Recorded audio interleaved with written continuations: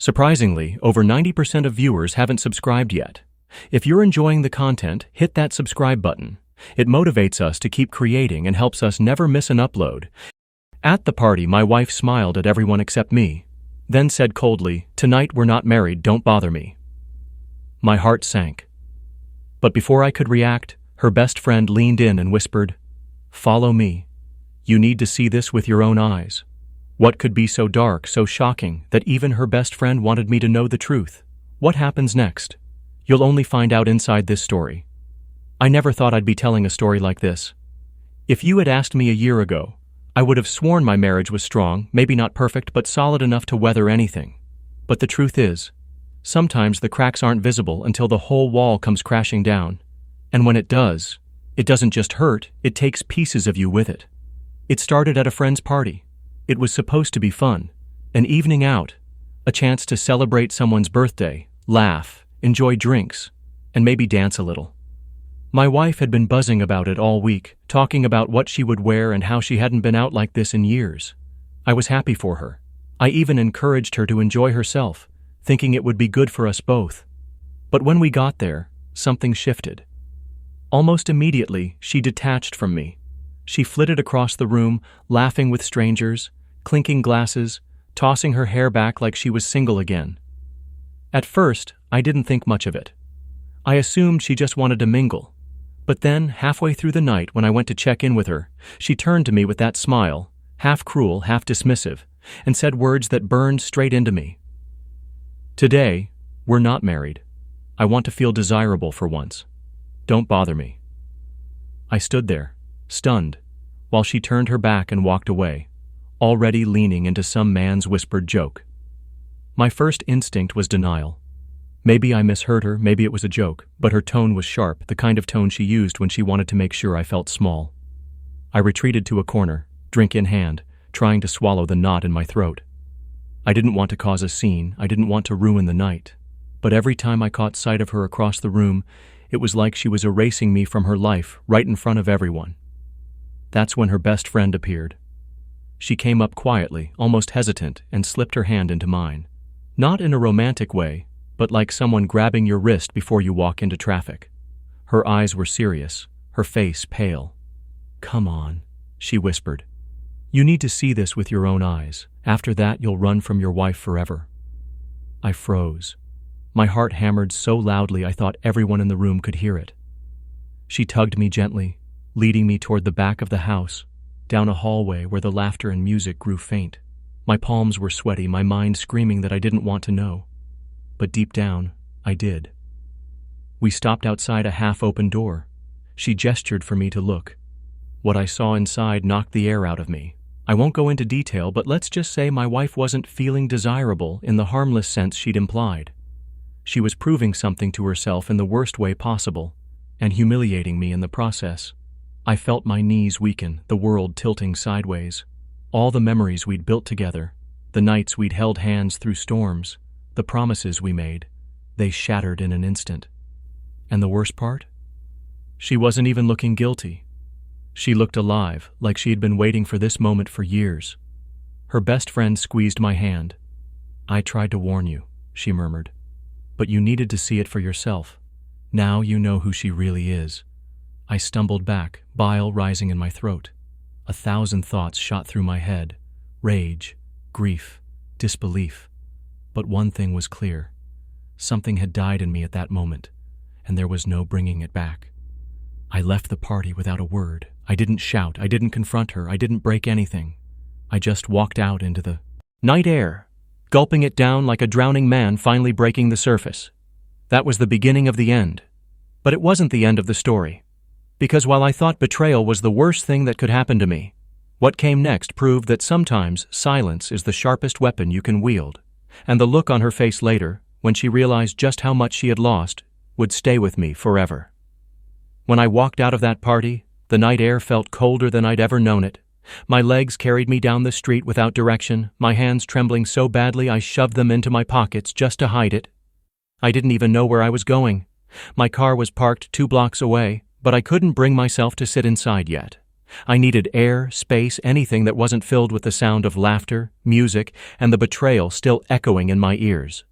I must have walked for nearly an hour before I finally slid into the driver's seat. The image I had just witnessed replayed over and over like a film reel I couldn't stop. Every second burned deeper. Every laugh I had heard earlier now sounded like mockery. My wife's words, "Today we're not married," kept stabbing into me like a cruel mantra. When I got home, the house felt foreign.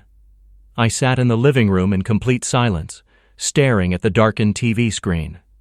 My mind was scattered, trying to piece together what came next. Do I confront her? Do I pack her things? Do I wait until morning? A part of me still hoped maybe there was an explanation, even though deep down I already knew there wasn't. It was past 2 a.m. when the front door creaked open. She stumbled in, her heels clattering against the tile, her laughter echoing faintly before she froze at the sight of me sitting there. Her face shifted from surprise to annoyance, as if my presence was an inconvenience. "You're still up?" she asked, tossing her purse onto the couch carelessly. I didn't answer. I just looked at her. That silence made her fidget. Finally I said, "So? Is that what you meant? Not married for a night?"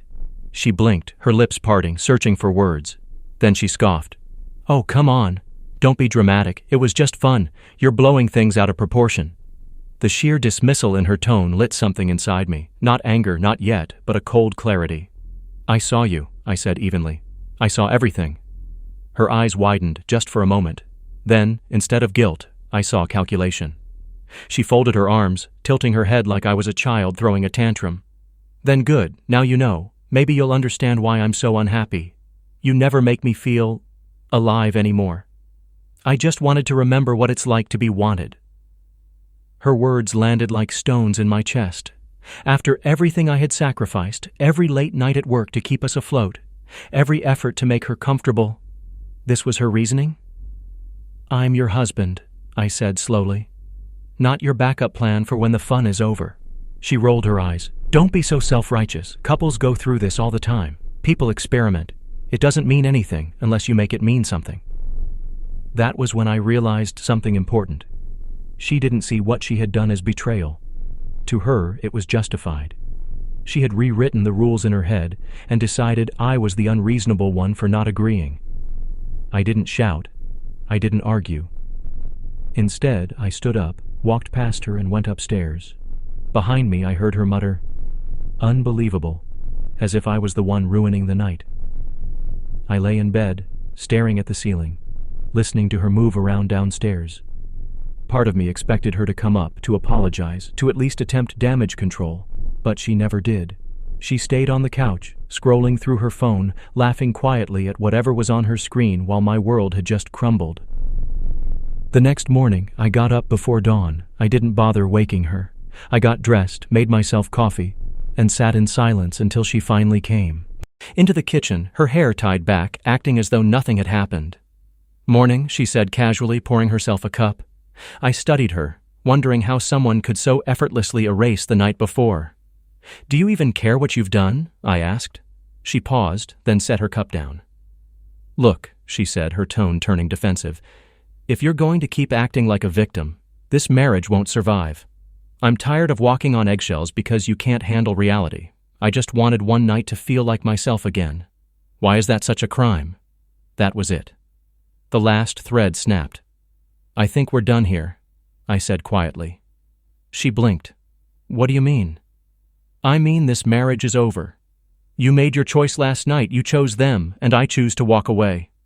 Her mouth opened, then closed again. For the first time, her mask cracked. Panic flickered across her face.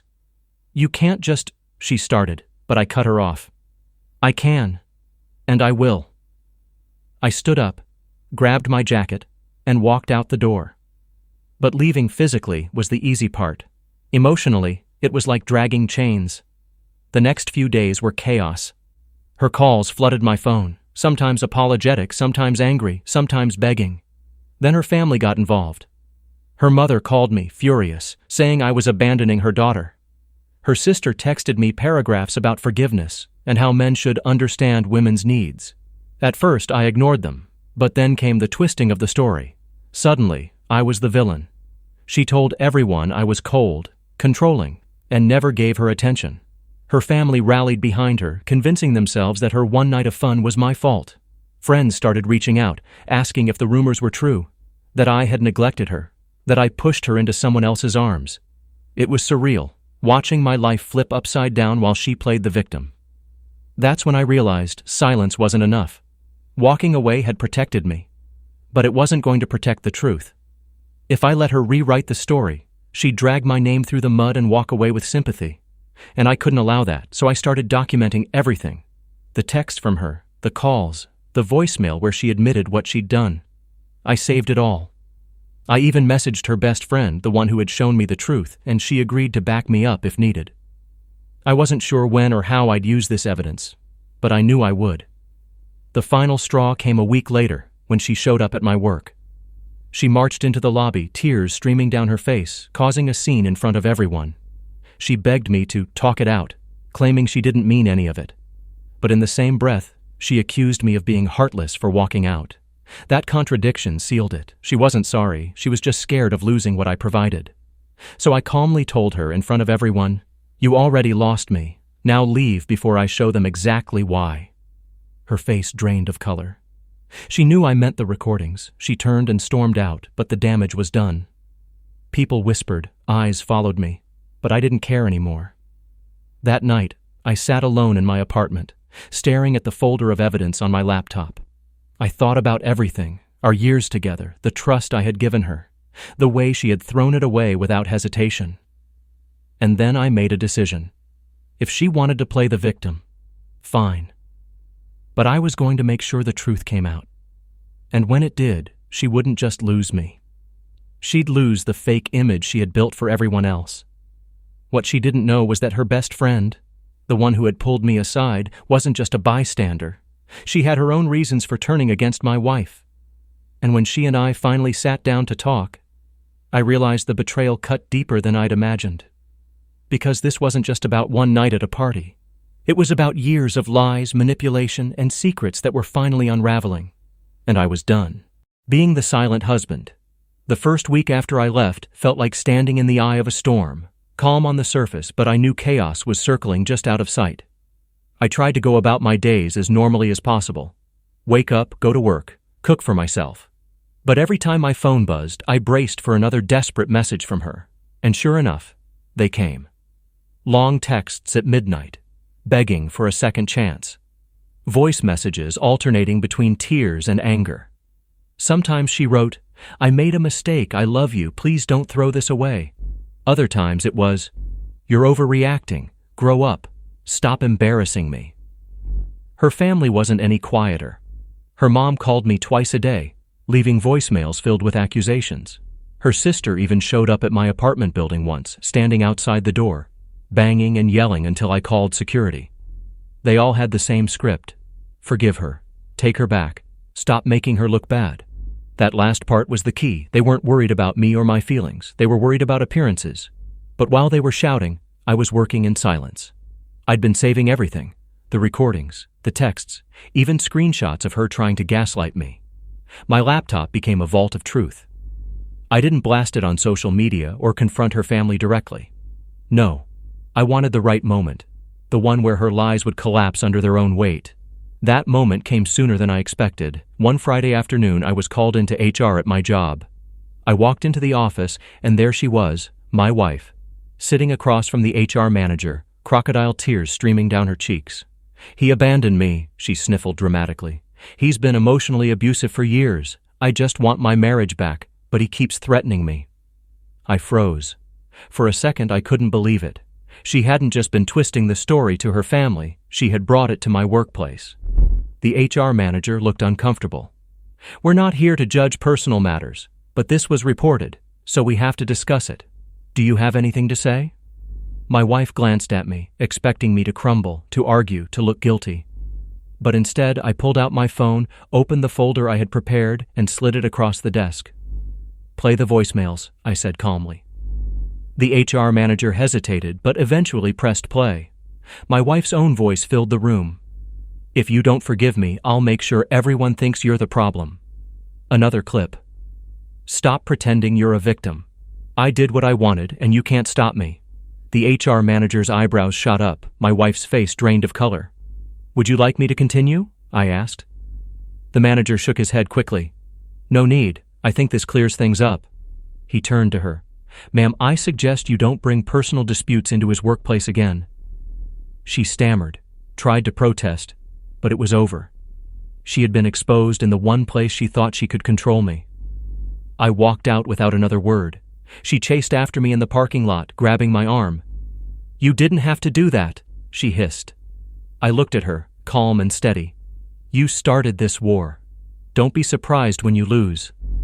That was the first real crack in her armor. She didn't just look panicked, she looked afraid. Over the next few weeks, the cracks spread. Her story about me being cold and controlling started falling apart. People who had once believed her started seeing the truth when I quietly shared the evidence. I didn't post it online or humiliate her publicly, but whenever someone approached me with judgment, I showed them the facts. Piece by piece, her credibility crumbled. Her best friend, the one who had pulled me aside at the party, stayed in touch with me during all of this. One evening, she came over with a box of things. I thought you should know, she said, setting it on my table. Inside were old journals, notes, even a couple of pictures. She's been planning this for months. She told me once that she was going to trade up, leave you once the house was legally hers. That night at the party wasn't a slip-up. It was the plan all along. Hearing it from someone else hurt more than I expected. It meant my wife hadn't just made a mistake. She had treated me like a stepping stone, a placeholder until something better came along. But oddly enough, instead of breaking me, it strengthened my resolve. If she wanted a new life, she could have it. But she wasn't going to get it on my back. I met with my lawyer and started the divorce process. Since the house was in my name, she had no claim to it. The accounts were separate too, so she couldn't touch my savings. All she got were her clothes and personal belongings. When she realized this, the meltdown was immediate. She showed up crying one night, banging on my door, screaming about how unfair it was. You can't just erase me from your life, she sobbed. I gave you the best years of my life. I opened the door just long enough to hand her a box of her things. You erased yourself, I said quietly. Then I shut the door. After that, the calls slowed. The texts dwindled. Eventually, the silence returned. But silence wasn't the same as peace. Because 2 months later, my phone lit up with 86 missed calls in one night. Dozens of messages, all frantic. Please, you have to help me. He left me. He won't answer my calls. I don't know what to do. I made a mistake. I need you. Apparently, the man she had left me for, the one she thought was her upgrade, had walked out on her. Just like that, her grand plan collapsed. I didn't reply. I didn't even read them all. I just scrolled through, shaking my head, and finally blocked her number. The truth was, I didn't need revenge anymore. I didn't need to ruin her. She was doing it herself, one desperate mistake at a time. But the best part? The life I had rebuilt in those months, calm, steady, and honest, was finally mine. No more lies, no more manipulation, just freedom. And I knew, somewhere out there, she was realizing the same thing. When she laughed and said, "Once the house is mine, I'm done," she had no idea that in the end, she'd be the one left with nothing.